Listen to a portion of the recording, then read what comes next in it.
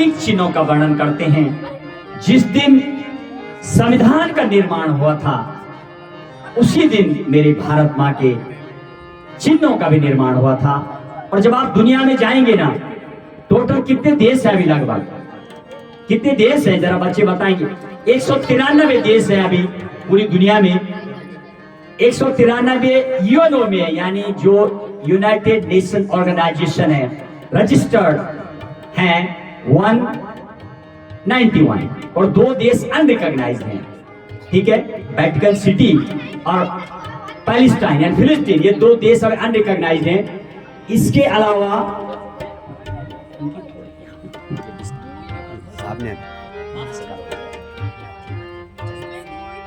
और पूरी दुनिया में लगभग 247 देश हैं। ये सब जीके, ये आपके काम की चीज। आपको अभी अफसर बनना है, अधिकारी बनना है, जाके कंपटीशन में बैठना है, इसलिए आपको जानकारी दे रहे हैं। चलिए, तो जो सप्त चिन्ह थे, जिस दिन संविधान लिखा गया, संविधान तैयार हो गया था, तो चिन्ह से भी भारत माँ को पहचाना जाता है। आप देखेंगे जब 150 कंट्रियों का ओलंपिक होता है, एशियन गेम होते हैं, झंडे से भी पहचाना जाता है। पहले तिरंगा दिखाया जाता है और अशोक चक्र में आपने देखा एक बाघ का फोटो बना हुआ, मुद्रा, ये सब तमाम। उसका हम थोड़ा संस्कृत में, संस्कृत इसलिए है जब दुनिया का निर्माण हुआ था, ब्रह्मांड जब हुआ था, उसी दिन संस्कृत भाषा भी उत्पत्ति हुई थी। और संस्कृत एक देववाणी भाषा है, इसको भाषाओं की जननी भी कहा जाता है। हमारे देश की जो कुल भाषाएं कितने 22 मानक भाषाएं। गढ़वाली कोई भाषा नहीं है, गढ़वाली बोली है। जो आपको बार बार बोलते ना, गढ़वाली बोलो, अपने बड़ा आदमी बने हो भाई, इसको पास कराओ संविधान से, इसकी अल्फाबेट तैयार करो। ये तो बोली है, इसको बोलने की क्या फायदा है? चाहे रामलीला करो या बड़ी बड़ी चीजें करो, भाषा को बनाना होगा। फिर 23वें नंबर की हमारी भाषा बनेगी और संविधान में उसके लिए 8वीं सूची में जो भाषा है वहां तब भाषा बोला जाएगी, बोली है। चलिए, 22 मानक भाषाएं हैं, उसमें हमारी गढ़वाली का भी कुछ जिक्र नहीं है, इसलिए उस पर ज्यादा बहस नहीं करेंगे। चलिए आगे बढ़ते हैं। सप्त चिन्हों का वर्णन और धुन दीजिए मेरे मार्गदर्शक राधा वल्लभ नौटियाल। कई लोग हमारे रहे सहयोग में।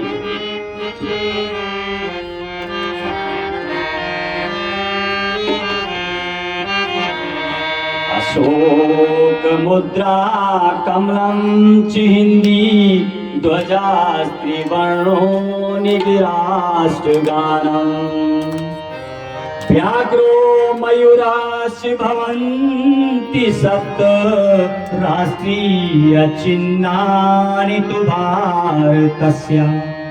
ये संस्कृत भाषा और संस्कृत में मेरे भारत माँ की संस्कृति और संस्कार, ये तीनों चीज का जब मिलन इस भारत में मिलता है, इसीलिए इस भारत माँ को उसका वर्णन किया गया। पहले सप्त चिन्ह है, क्या है सप्त चिन्ह? अशोक मुद्रा कमलम चिहिंदी। अशोक मुद्रा यानी एक अशोक मुद्रा और कमलम चिहिंदी, राष्ट्रीय पुष्प कमल। तो तीसरा हिंदी भाषा में हिंदी, जिसको कि 140 करोड़ लोग बोलते हैं। दुनिया वैसे तो अंग्रेजी बहुत चलती है पूरी दुनिया में, लेकिन दुनिया क्या है, चाइना और इंग्लैंड यदि इंडिया को मिला दो तो दुनिया का 64% से ज्यादा इसी 2 देश में रहते हैं। तो इसका मतलब इस भाषा को बहुत महत्व है, समझ रहे हैं आप? तो इसलिए जो हमारी हिंदी भाषा है, यानी अशोक मुद्रा, राष्ट्रीय पुष्प कमल और भाषा में हिंदी, ध्वजास्त्रिवर्णो निज राष्ट्र गानम। और चौथा क्या है? राष्ट्रीय ध्वज।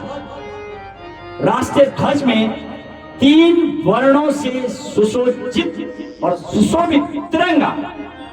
4 आपको बता दिए। पहला क्या? अशोक मुद्रा, दूसरा कमल का पुष्प जो राष्ट्रीय पुष्प है, तीसरा हिंदी भाषा और चौथा तिरंगा और 5वां निज राष्ट्र गानम। और राष्ट्रीय गान, राष्ट्रीय गान में जन गण मन जो गाया जाता है पूरे देश। अब हम गाएंगे, इसके बाद समापन जब होगा इसको राष्ट्रीय गान करके और आरती। हम यहाँ पर हमेशा राष्ट्रीय गान होता है जब कथा आरंभ होती है, और समापन के टाइम आरती, नेशनल सॉन्ग, नेशनल एंथम हम गाते हैं। और अगला क्या है?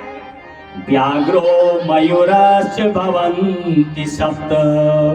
व्याघ्रो का मतलब है राष्ट्रीय पशु बाघ। बाघ भी हमारा प्रतीक चिन्ह है, बाघ से भी पहचान होती है।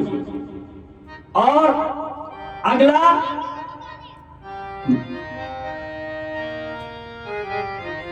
मयूरस्य भवन्ति सप्त।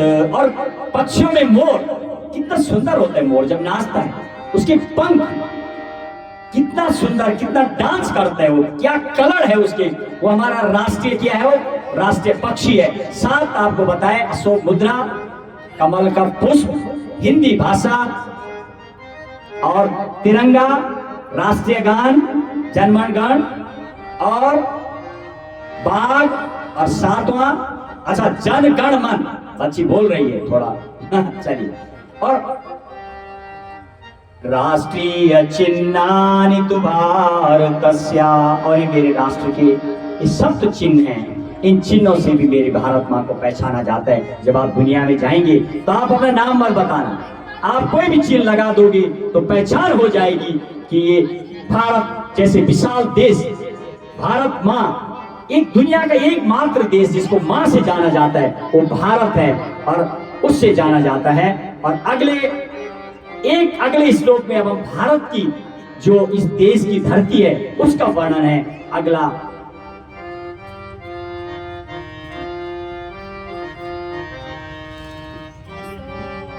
अगली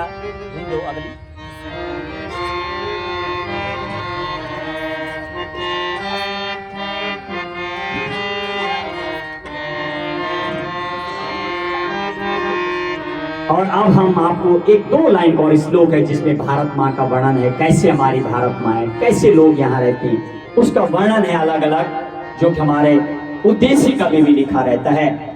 धन्यो भारत वर्षोयम धन्या भारत संस्कृति अत्रैत्यजना धन्या धन्या चैकत भावना। क्या है? धन्यो भारत वर्षोयम, हमारा भारत वर्ष अपने आप में धन्य है। और क्यों है धन्य? धन्या भारत संस्कृति ही, और मेरे भारत माँ की भारत की संस्कृति भी धन्य है, जो यहाँ के लोग, विभिन्न धर्मों के लोग यहाँ एकता की भावना में रहते हैं। और अत्रैत्य जना धन्या धन्या चैकत भावना, यहाँ की संस्कृति भी धन्य है और यहाँ के लोग भी अनेकता में होते हुए भी एकता की भावना में रहकर देश की सेवा में लगे हुए हैं। अत्रैत्य जना धन्या धन्या चैकत भावना। और इस तरीके से किसी बहुत अंतरराष्ट्रीय कवि ने एक संस्कृत बहुत कहा है, भारतस्य प्रतिष्ठित द्वया संस्कृतम संस्कृतस्य, यानी भारत वो देश है जहां की संस्कृति भी महान है, संस्कृति भी धन्य है और संस्कार भी धन्य है। अपने माँ बाप के पैर छूते हैं, पैर छू के नमस्कार करते हैं, गुरुओं का सम्मान करते हैं। ये सब भारत में दिखता आपको, इस भारत माँ की धरती में। तो बहुत अंतरराष्ट्रीय कवि ने इस भारत माँ की इन शब्दों की भी तारीफ की है, यहाँ की संस्कृति और संस्कारों को भी कुछ बात। इसलिए आप देखें योगा करने लोग आते हैं, पूरे उत्तराखंड में चारों धाम ऋषिकेश योग नगरी कहा जाता है। आपको पूरी कंट्री के लोग मिलेंगे, 100 से ज्यादा country, Italy, France, Germany, UK, Rishikesh में, क्योंकि संस्कारों वाला देश है। संस्कृत कई आपने देखे यूट्यूब पर कितने चलते संस्कृत बोलते हो। चलिए इसी के साथ अपनी वाणी को विराम।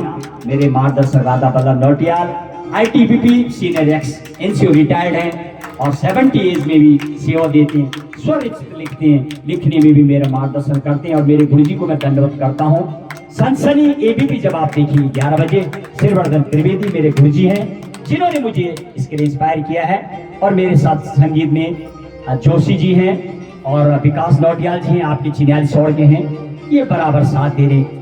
हमें आप जैसे युवाओं बच्चों के लिए काम करना है। डिजिटल में पूरी दुनिया चलती है, तो डिजिटल के माध्यम से भी हम अपनी कथा को आगे बढ़ाते हैं। आइए इसी के साथ अब हम, आपकी स्कूल की छुट्टी भी होने वाली है, छुट्टी हो गई है। चलिए बहुत बहुत धन्यवाद। आइए इसी के साथ, और हमारे बीच में कुछ हमारे बहुत सम्मानित विजय बडोनी जी आ रहे हैं, आपका भी स्वागत है। सुमन बडोनी जी हैं बड़ा बैकअप में, और यहाँ के एक बोला जाता है कि संकट मोचन के नाम से हमारे मनोज कोहली साहब जाने जाते हैं। मनोज जी संकट मोचन के नाम से इनको जानते हैं, जिसको परेशानी हो इनका नाम लेते और परेशानी सॉल्व हो जाते। हमारे बडोनी साहब, सुमन जी बड़ा सॉफ्ट नेचर, हर काम के लिए आगे रहती है युवाओं के बीच, और मिलके हम आपके लिए काम करेंगे। आपका बहुत बहुत स्वागत, आप इस पंडाल में पहुंचे। और एक आखिरी भजन आज मामा जी, एक संविधान जो